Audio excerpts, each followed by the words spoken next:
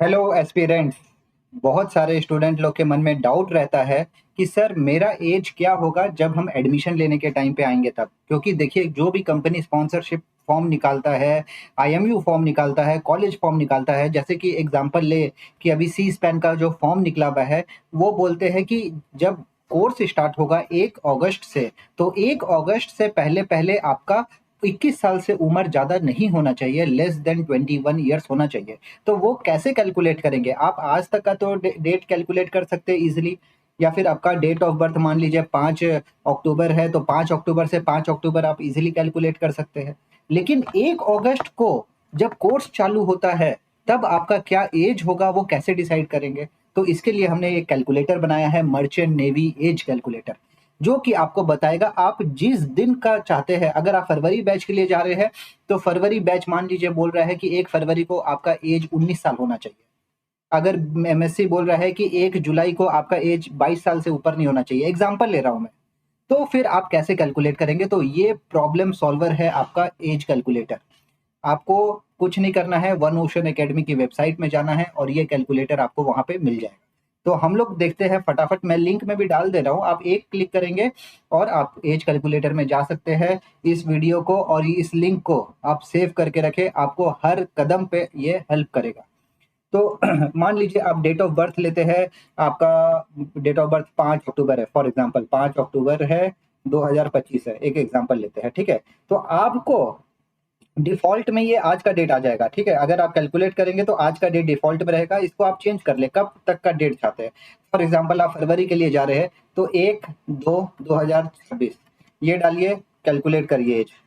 ठीक है, आप कैलकुलेट करेंगे, यहाँ पे एज बता दिया 0 ईयर्स 3 मंथ, क्योंकि यहाँ मैंने 2025 डाला। मान लीजिए आप 2006 बॉर्न है, 2006, 19 ईयर्स 3 मंथ 27 डेज हो रहा है आपका, मतलब कि आप फिर एलिजिबल है। अगर आपको 1 अगस्त देखना है, 1 जुलाई देखना है, जो भी कंपनी का फॉर्म बोल रहा है, हर कंपनी अलग अलग बोलती है, आपको मालूम है। तो अगर 1 अगस्त में आपका एज क्या होगा, ये बहुत इंपॉर्टेंट है। तो 1 अगस्त को आपका एज होगा 19 ईयर्स 9 मंथ 27 डेज। तो ये आपको बता देगा कि आप आपका क्या एज हो रहा है, तो आपको आइडिया मिल जाएगा कि मैं उस कंपनी के लिए एलिजिबल हूँ कि नहीं हूँ। क्लियर अंडरस्टैंडिंग है? ठीक है, कोई छुपा छुपी नहीं, क्लियर अंडरस्टैंडिंग में आपको पता चल जाएगा। तो इससे क्या बेनिफिट है, आपका फॉर्म भरने का पैसा बच जाएगा। फॉर एग्जाम्पल कि आपने सी स्पैन का फॉर्म भर दिया, ठीक है, सी स्पैन का फॉर्म भर दिया, उसमें लिखा हुआ है 21 years is the age limit. अगर आप देख रहे हैं तो आज आपका 21 ईयर्स है, लेकिन वो क्या बोल रहा है, कोर्स कमेंसमेंट के समय आपका 21 साल से उम्र नहीं होना चाहिए। आप गलती से कैलकुलेट कर लिए कि सर मेरा एज तो 21 ईयर्स है आज, और जब 1 अगस्त जब आप कोर्स में एडमिशन लेने के लिए गए, तब वहां पे रिजेक्ट हो जाएगा।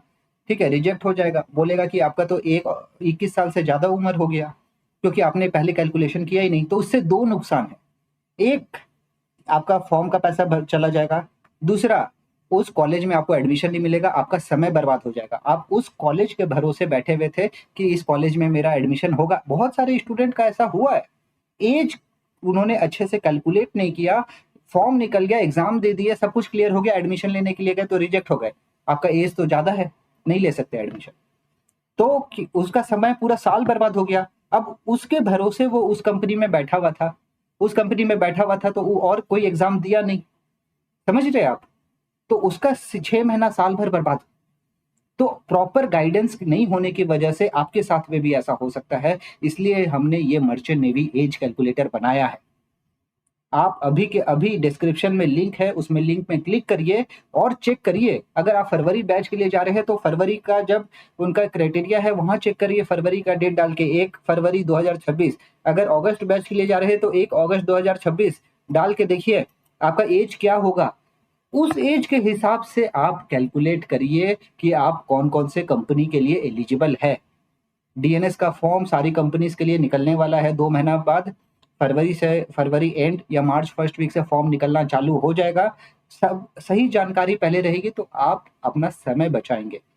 और गलत डिसीजन लेने से बचेंगे। तो थैंक यू गाइस, अगर आपको वीडियो अच्छा लगा तो अपने दोस्तों से भी शेयर करें ताकि उनको कोई कंफ्यूजन नहीं रहे मर्चेंट नेवी एज के बारे में कैसे कैलकुलेशन किया जाता है। ध्यान रखें, जिस दिन फॉर्म भर रहे हैं उस दिन से एज कैलकुलेशन नहीं होता है।